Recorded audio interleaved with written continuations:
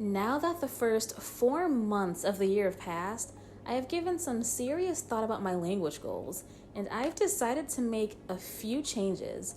Today, I want to talk about what my new goals are and why I think they're better than the old ones. But first, make sure you subscribe to my channel and hit that bell icon to be notified when I post a new video. I just want to say I think it's very important to reevaluate your language goals every once in a while because one, you need to make sure that you're still on track, and two, you need to make sure that you're even still interested in what those goals were and if there might be a better thing that you need to be focusing on instead. Now, I'll quickly remind you of my language goals, and I'll also include the old video up above if you want to just check that out. My goal was to reach a superior level in Spanish based on the ACTFL guidelines by the end of the year. I wanted to take the topic 1 and pass the level 2 version in Korean. I wanted to be conversational in Thai by my upcoming trip in June, which is obviously now canceled. And I wanted to take and pass the JLPT N3. Of all of those goals, only one has not changed at all. Have any of you changed your language goals that you've set for yourself since the beginning of the year? First, with Spanish, I just want to say, instead of being superior, I would like to be at an advanced high level by the end of the year.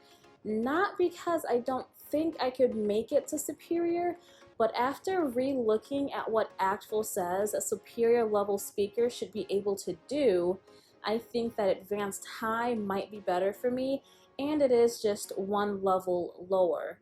To quickly sum it up, a superior level speaker can talk about economics and political issues in an abstract way, meaning they're not just presenting their opinions on the topic, but sharing a diverse range of opinions and bringing in other people's experiences and opinions into an argument and forming a hypothesis.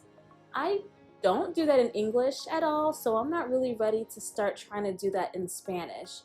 Instead, I just want to make sure that I can have everyday conversations in Spanish with native speakers without them having a hard time understanding me, while also being able to use some more complex grammatical terms or expressions like the subjunctive, both past tenses, the conditional, the past perfect subjunctive, and other things like that. I do think that those less common grammatical terms are something that I want to make sure that I'm able to implement and use really well in my Spanish by the end of the year. With Korean, I decided that being able to pass a test that has nothing to do with speaking is just not that important to me when it's my first year of starting this language, and I've been so excited to start Korean. So I decided for this year I would just focus on improving my speaking skills in Korean, and then maybe next year taking topic. I was thinking that if the topic at least included a speaking portion, then I might not have changed the goal, but I just really don't want to get in the habit of focusing too much on just grammar and writing when ultimately I want to be able to orally communicate in Korean, especially since hopefully I'll be going to Korea next year.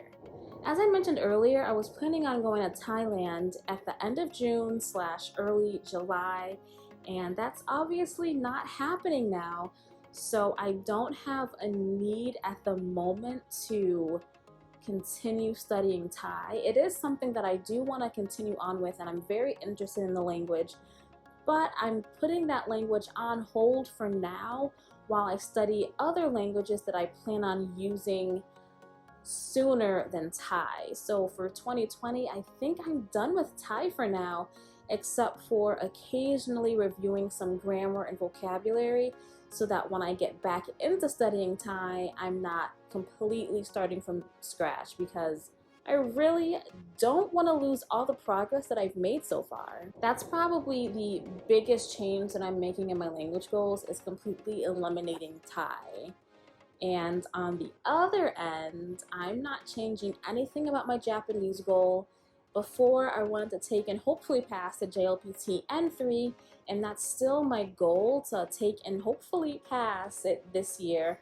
However, I know that since I'm focusing on other languages, I might not pass the N3, and I'm completely prepared to take it again next year, but it would be nice to see where I'm at. And until I start taking the mock exams, I don't really know what my level is in Japanese at the moment. But since I am taking the JLPT, I'm not focusing as much on my speaking skills because I really want to make sure that I get as high of a score as I possibly can. So I'm dedicating less time to speaking and more time to just reviewing, listening, and reading. So I just really wanted to share an update on my language goals. I hope this video was slightly interesting for you all, and I hope it lets you know that it's totally okay for you to change your language goals that you set at the beginning of the year. Because like I mentioned earlier, there comes a time when you need to reevaluate your goals to make sure that you're either on track or to see if there are even still goals that you want to continue on with. And for me, I just had to change some of my goals based on what's going on right now and also what I plan on doing next year and where I plan on going. Thanks so much for watching.